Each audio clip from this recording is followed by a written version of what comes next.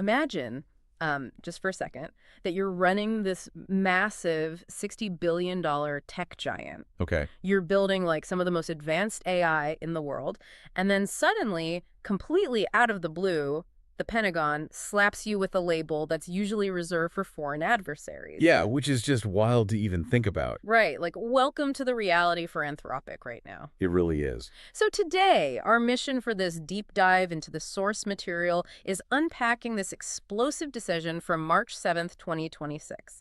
The Department of Defense basically designated Anthropic as a supply chain risk. Which is huge. It is. And we're going to look at the massive privacy implications hiding right beneath the surface of this federal contract dispute. Yeah, and real quick, just to jump in with a disclaimer for you listening, because this source material covers some really highly charged political stuff. I mean, we're talking government surveillance, Fourth Amendment rights, actions by federal agencies. Yeah, heavy hitters. Exactly. We want to be super clear that we are not taking a political side here. We're not endorsing any of these viewpoints. Absolutely not. Our mission is strictly to just impartially report the facts, the arguments, and the quotes exactly as they appear in the provided documents. Perfect.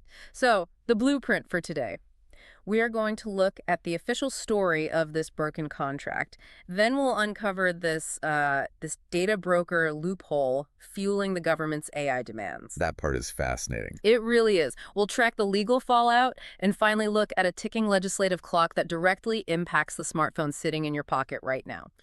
So we should probably start with what just happened on the surface, right? Before we dig into the why. Yeah, set the stage for us. What are the facts here? So the official narrative is that on March 7, 2026, the DoD designated Anthropic, who make the AI model Claude, as a supply chain risk. You're right. And with that, they canceled their $200 million direct contract. Just totally pulled the plug. Completely. And the stated reason, Anthropic basically refused to remove these ethical conditions from their 2025 contract. What kind of conditions? Well, they prohibited the Pentagon from using Claude for fully autonomous weapons. And, this is the big one, they banned its use for mass domestic surveillance without human oversight. Wow. Okay, so they took a stand. They did. Hmm. But the ripple effect is just massive. This designation, the supply chain risk thing, it's essentially a nuclear option. Because it's not just the DoD, right? Exactly. Oh. It bans all military contractors from using their products. It costs Anthropic billions. So to put this in everyday terms, it's not just a client canceling a contract because they, didn't like the service. Right. This is like a city building inspector failing your restaurant's safety inspection, not because the kitchen is dirty, Right. but because you refuse to give the mayor a master key to your safe. Like, they are using a security label to punish ethical non-compliance. That is a really great way to put it. This just seems so heavy-handed. It is. Which brings us to the obvious question. Why does the Pentagon want this unrestricted access so desperately that they'd use the nuclear option on a major American company? Yeah, what's in the safe? The answer lies in these massive, incomprehensible piles of data the government already has, but they just can't process it. Okay, so talk to me about this data broker loophole the sources mention. So back in 2018, the Supreme Court made this ruling, Carpenter v. United States. It basically said the government needs a warrant to compel companies to hand over your location data. Which sounds like a win for privacy. It does. But the loophole is that the government just bypasses this entirely by buying the data on the open market. Wait, what? Yeah, they literally just buy it from commercial data brokers. The text specifically names companies like Babel Street and Vental. So if a police officer wants to search my house, they absolutely need a warrant. Right. But if they just go to a third-party data broker and use a federal credit card to buy a minute-by-minute log of everywhere I've been and every app I use, the Fourth Amendment just vanishes. It completely vanishes. And this isn't a theory. The source material highlights this staggering admission by FBI Director Kash Patel. Oh, I remember reading this. Yeah. In March 2026, under oath to the Senate Intelligence Committee, he actually confirmed that the FBI actively purchases commercially available data on Americans. Without a warrant. No warrant, no probable cause, no judicial oversight. Yeah. And it's not just the FBI. Agencies like ICE, the DEA, DHS, they're all buying it in bulk. That is terrifying. But wait, if they already have all this data, why do they need Anthropic's AI so badly? Because raw data isn't actionable intelligence. Okay. Think about it. Buying 1 billion location pings is totally useless without an AI engine to find the patterns, identify networks, flag threats. Humans just can't process that much raw noise. Ah, I see. So they have the haystack, but they need Claude to find the needles. Exactly. The Pentagon needs Claude to process the surveillance data they're already hoarding. Wow. Okay, so let's look at how this battle has actually played out over the last few months. Yeah, the timeline here is really fast. Walk us through it. What's the escalation? So January 2026, the DoD demands unrestricted access. Anthropic CEO Dario Amodei point-blank refuses. Good for him. Yeah. Then, late February, the DoD ends the $200 million contract. Then, March 7, the blacklist hits. The nuclear option. Right. But Anthropic fought back.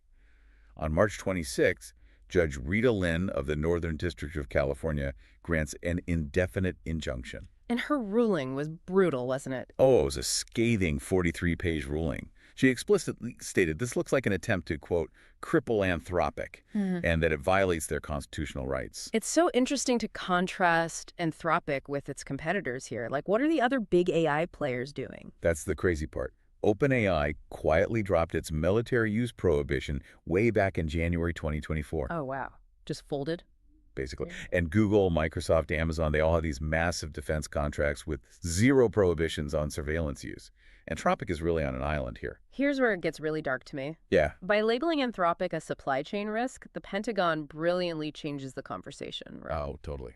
They make it sound like Anthropic is this huge national security liability rather than, a company just trying to protect civil liberties. It's a massive warning shot to Silicon Valley. Be compliant or be destroyed. Exactly. And the hypocrisy is just off the charts. Well, yeah, look at the WISER program. Right, I was just going to say that. The DoD launched it in January 2026. It already uses AI to evaluate medical requests. So it proves the DoD loves deploying AI internally. They trust it completely when it serves them. Exactly, which makes the whole supply chain risk argument look highly, highly selective. So we've gone from the boardroom to the courtroom, but we really need to move to Congress. Yes. Because there is this ticking legislative clock that directly impacts our privacy right now. And this is where the stakes get very real for the listener. April 20, 2026. That's the deadline. Right. That is the deadline for the FISA Section 702 reauthorization. And for those who don't know, that's the Foreign Intelligence Surveillance Act, right? Exactly. And over 130 civil society organizations are literally begging Congress to close this data broker loophole. And they want to do that via the Wyden-Paul Amendment. Yes. Senator Ron Wyden is quoted in the material calling this whole data purchasing scheme an outrageous end run around the Fourth Amendment. Which it absolutely is. And the EFF, the Electronic Frontier Foundation, they noted that your privacy is currently being decided by contract negotiations between giant tech companies and the U.S. government. Which is just a crazy place for our civil liberties to live, in a procurement contract. Right, but the market is already reacting to this. How so? Because in this era of coercion, AI agents are starting to handle our finances and workflows. Yeah, more every day. So hard-coded controls are becoming an absolute architectural need. You have to prevent external actors, including the government, from weaponizing these systems. The sources mention a company called YSI-Safe, right? Yes, YSI-Safe is a great example. They are building non-custodial spending controls and these cryptographic audit trails. Cryptographic audit trails. Yeah, it basically means the math is locked down. Nobody can alter the logs. Yeah. Not even the company itself if the government raised them and demands it.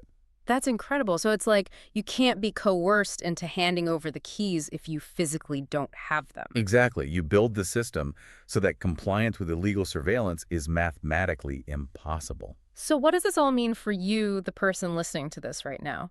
The source material is incredibly clear on this. Your phone is a surveillance device by default. It really is. Every single free app that asks for your location is feeding this machine.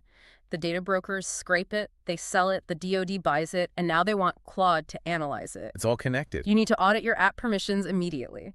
Start using a solid VPN. Because this architecture of surveillance, it isn't some dystopian movie plot for the future. No, it's not. It's running right now, in the background of your life. That's a sobering thought. So let's just quickly summarize the core tension here. This Anthropic blacklist, it is not a petty contract dispute. Not at all. It is a highly calculated move to build an unstoppable surveillance infrastructure.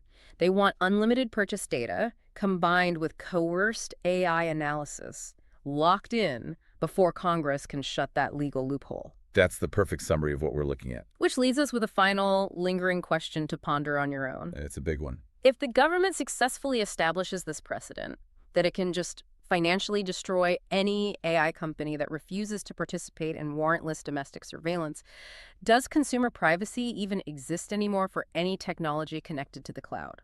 Wow. Seriously, if the analytical engine of the future is coerced into being a tool of the state by default, is there anywhere left to hide? I mean, that is the ultimate question of the source material. It really is. Well, thank you so much for joining us for this deep dive into the source material. We encourage you to stay curious. Seriously, go audit those phone permissions right now and keep asking the hard questions.